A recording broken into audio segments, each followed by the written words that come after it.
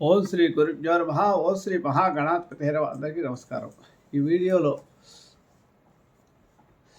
కన్యారాశి వారి యొక్క గోచార ఫలాలు 2026 సంవత్సరం ఎలా ఉంటాయో పరిశీలిస్తే, ముఖ్యంగా కన్యారాశిలో జన్మించిన వారు నక్షత్రాలు ఉత్తర పల్గుడి 2, 3, 4 పాదాలు, హస్త 1, 2, 3, 4 పాదాల వారు, చిత్త 1, 2 పాదాల వారు జన్మించి ఉంటారు.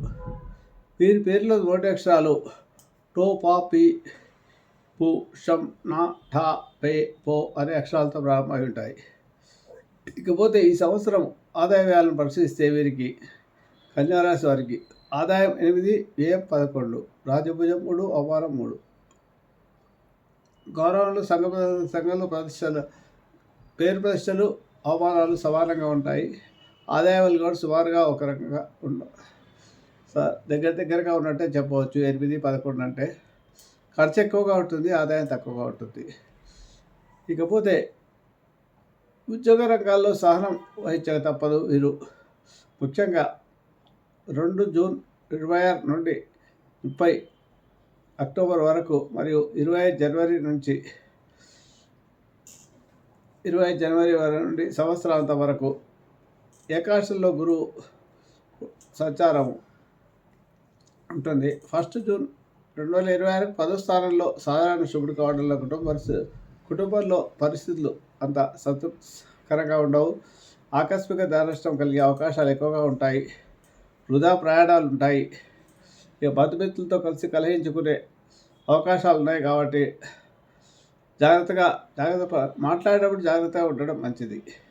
వృత్తి ఉద్యోగాల్లో ముఖ్యంగా గురువు ధనకారకుడు, సంపాదన కారకుడు, సంతాన కారకుడు, మరియు విద్యాకారకుడు, జ్ఞానకారకుడు కాబట్టి అన్ని కార్యాలయంలోనూ విజయం సాధిస్తారు. ఈ సంవత్సరం ఏకాదశంలో గురు సంచారం ఉన్న సమయంలో మీకు అంటే 2 జూన్ తర్వాత గురు ఏకాదశంలో ఉంటాడు అక్టోబర్ వరకు. తర్వాత మళ్ళీ జనవరి 2027 వరకు. అంటే ఈ సంవత్సరం 2026లో అక్టోబర్ వరకు, 2 జూన్ నుంచి 2026లో 2 జూన్ నుంచి 31 అక్టోబర్ వరకు, అంటే June, July, August, September, October, అంటే 5 నెలల పాటు గురుబలం బాగుంటుంది. కాబట్టి 5 నెలలు చాలా అద్భుతంగా గడిచిపోతుంది మీకు. ఇక సప్తమంలో శని కూడా బలం వాడు కాబట్టి రాజకీయ నాయకులకు కానీ, లేబర్ చిన్న ఉద్యోగస్తులకు కానీ, వ్యాపారం చేస్తున్న వాళ్ళకి కానీ బాగుంటుందని చెప్పవచ్చు. ముఖ్యంగా శుభవార్తలు ఉంటారు. గౌరవ మర్యాదలు అధికంగా ఉంటాయి. అదే శత్రు బాధలు ఉండవు. ముఖ్యంగా కుటుంబంలో అభివృద్ధి, సంతోషకరమైన పనులు చేసుకుంటారు. ఎవరైనా సంతానానికి వివాహం జరగాల్సి ఉంటే వివాహం చేసుకోవడానికి బాగుంటుంది. విద్యార్థులు విద్యలో రాణిస్తారు ఒక రకంగా. ఇక 31 అక్టోబర్ నుండి నెక్స్ట్ ఇయర్ 24 జనవరి 2027 వరకు 12వ స్థానంలో అంటే సింహరాశిలో సంచారం ఉంటుంది గురువుది 3 నెలలు. ఈ 3 నెలల సంచారం కాలంలో మీకు ఏ స్థానంలో గురువు కాబట్టి శుభకార్యాల మీద ఖర్చు పెట్టిస్తారు. గృహంలో శుభకార్యాలు చేసుకోవడం కానీ ఏవైనా ఉంటే, అలాగే ధన ఖర్చులు, ప్రయాణాలు ఎక్కువగా ఉంటాయి, స్థానచలనాలు ఉంటాయి. ఇవి అనారోగ్య సమస్యలు ఏర్పడే అవకాశాలు కూడా ఉంటాయి. కాబట్టి జాగ్రత్త. అష్టమ గురువు కాబట్టి ఈ సప్తమాధిపతి కాబట్టి బాధకాధిపతి అవుతాడు ఈ కన్యా లగ్నానికి.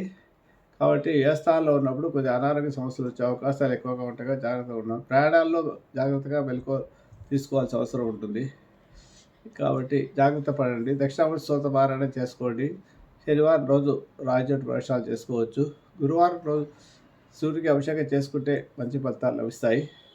ఇక శని ఉగాది నుండి ఈ సంవత్సరాంతం వరకు 7వ స్థానమైన శుభుడైన అందువలన విదేశీయాన ప్రయత్నాలు సులభంగా నెరవేరుతాయి మీకు.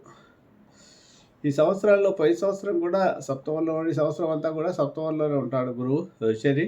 కాబట్టి విదేశీయాన ప్రయత్నాలు జరిగే అవకాశాలు ఎక్కువగా ఉంటాయి. అలాగే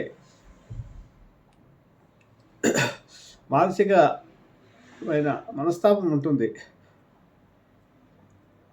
కుటుంబ పరిస్థితుల్లో అంత ఇబ్బంది ఏం పెట్టే పరిస్థితుల్లో ఆకస్మిక ధన నష్టం జరిగే అవకాశాలు ఎక్కువ ఉంటాయి. ఆ సమయంలో నూతన కార్యక్రమాలు వాయిదా వేసుకుంటే మంచిది. ప్రయాణాలు ఎక్కువగా చేయాల్సి వస్తుంది ఈ సంవత్సరం. రాహు ఉగాది నుండి 5 డిసెంబర్ ఈ సంవత్సరం అంతా రాహు 5 డిసెంబర్ వరకు 6వ స్థానమైన శుభుడైనందువల్ల ధైర్య సాహసాలు కలిగి ఉంటారు. సూక్ష్మబుద్ధితో విజయం సాధిస్తారు. పనులన్నీ పూర్తి చేసుకోవాలి చకచక. శత్రుబాధలు ఉంటే కోర్టు కేసులు ఏమైనా ఉంటే తొలగిపోతాయి. మీకు శుభకార్యాల్లో చేసుకునే అవకాశాలు ఎక్కువగా ఉంటాయి. సంవత్సరాంతం తర్వాత 5వ స్థానమైన సాధారణ శుభ్రుడుగా ఉండడం పిల్లల వల్ల కొంత పంచమ స్థానంలోకి వస్తారు కాబట్టి పిల్లల వల్ల ఇబ్బందులు ఎదుర్కొనే అవకాశాలు ఉంటాయి. అధికారులతో నుంచి గౌరవ మర్యాదలు పొందుతారు. ప్రమోషన్లు వచ్చే అవకాశం చివరి వరకు వచ్చి ఉద్యోగస్తులకు మిస్ అయ్యే అవకాశాలు కూడా ఉంటాయి. అనుకోని ప్రదేశాలకు ట్రాన్స్ఫర్లు కావడం, ప్రైవేటు వాళ్ళకు కూడా ఉద్యోగాలు వస్తాయనే అవకాశం తక్కువ. పర్మనెంట్ అవుతారనే ఆలోచన కూడా తక్కువగా ఉంటుంది. ఆకస్మిక ధన నష్టం ఏర్పడే అవకాశాలు ఎక్కువగా ఉంటాయి. తీర్థయాత్రలు ఎక్కువగా చేస్తారు. ఇక 6 డిసెంబర్ నుండి సంవత్సరాంత వరకు 11వ స్థానంలో శుభుడైనందువల్ల సులభంగా పనులన్నీ నెరవేర్చుకుంటారు. కేతు శుభవార్తలు వింటారు. బంధుమిత్రులు కలిసి విందు వినోదాలు పలుకుతారు. కన్యారాశి వారికి మొత్తం మీద మిశ్రమ ఫలితాలనే చెప్పొచ్చు. ఒక లాభంలో గురువు ఉన్నాడు మాత్రం చాలా బాగుంటుంది. చతుర్థ సప్తమాధిపతి గురువు 11వ ఇంట, శని 7వ ఇంట ఉంటుంది. మిశ్రమ ఫలితాలు లభిస్తాయి. ఎన్నో రకాల సంవత్సరాల్లో ముందుకు వెళ్ళినా కూడా కొంత ఇబ్బంది కూడా జరిగే అవకాశాలు ఎక్కువగా ఉంటాయి. అకారణంగా మాటలు పడే అవకాశాలు ఉంటాయి కాబట్టి రావాల్సిన బాకీలు అంత తొందరగా వసూలు కావు. కొంత ఇబ్బందితో వసూలు అవుతాయి. మీ యొక్క ఆదాయానికి చిల్లుబడే అవకాశం కూడా ఉంటుంది. ఈ అంతర్గత శత్రువుల వల్ల బాధలు ఎక్కువగా ఉంటాయి. మీకు మీరు పొదుపు చేసుకోలేకపోతే మాత్రం డబ్బు చాలా వృధా అవుతుంది. హానికరపూర్లంగా ఖర్చు అయిపోయే అవకాశం ఉంటుంది. శారీరక మానసిక బాధలు ఉంటాయి. భార్యాభర్తల మధ్య అప్పుడప్పుడు కొంత కలహాలు వచ్చే అవకాశాలు కూడా ఉంటాయి. ఉద్యోగస్తులకు మిశ్రమ ఫలితాలు ఉంటాయి. రాజకీయ నాయకులకు గురుబలం, శనిబలం వల్ల రాణింపు బాగుంటుంది కాబట్టి వీరికి పార్టీ పరంగా మంచి గుర్తింపు లభిస్తుంది. వీరికి ఎన్నికలు ఉంటే ఎన్నికల్లో గెలిచే అవకాశాలు కూడా ఉంటాయి. ఆదాయానికి మించిన ఖర్చులు ఉంటాయి కాబట్టి ఈ సంవత్సరం జాగ్రత్తగా పొదుపు చేసుకోవడం మంచిది.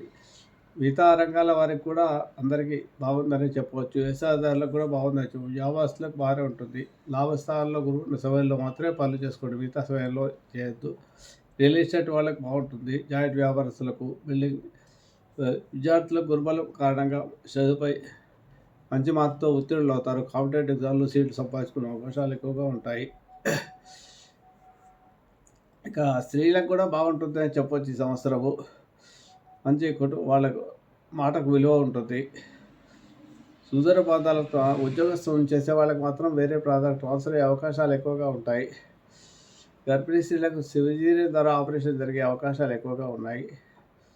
సంతాన ప్రాప్తి. ఇక ముఖ్యంగా వీరు ఈ కన్యారాశి వారు ఆరాధించాల్సింది ఏంటంటే శనికి రుద్రాభిషేకం చేసుకోవాలి. మంగళవారం నియమాలు పాటించాలి. గురువారం దక్షిణ అభిషేకం చేసుకుంటే మంచిది. లేదా దక్షిణ స్తోత్ర పారాయణ ప్రతిరోజు చేసుకోవాలి. ఈ 12వ స్థానంలో కేతు ఉండడం చేత అనారోగ్య సమస్యలు ఉంటాయి కాబట్టి కొద్దిగా గణపతి ఆరాధన, కొబ్బరితో దీపారాధన చేసుకోవడం మంచిది. ఇలా రాహు పంచమ స్థానంలోకి వచ్చి సంతాన విషయంలో ఇబ్బందులు వస్తాయి కాబట్టి దుర్గా సప్తశతికి పారాయణం చేసుకోవడం వల్ల ఇబ్బందులు తగ్గుతాయి. ఓవరాల్గా చెప్పాలంటే కన్యారాశికి ఈ సంవత్సరం బాగుందని చెప్పవచ్చు. ఏవో కొన్ని చిన్న ఇబ్బందులు తప్ప ఒక ఖర్చు విషయంలో మాత్రమే జాగ్రత్తగా ఉండాలి. శుభమస్తు.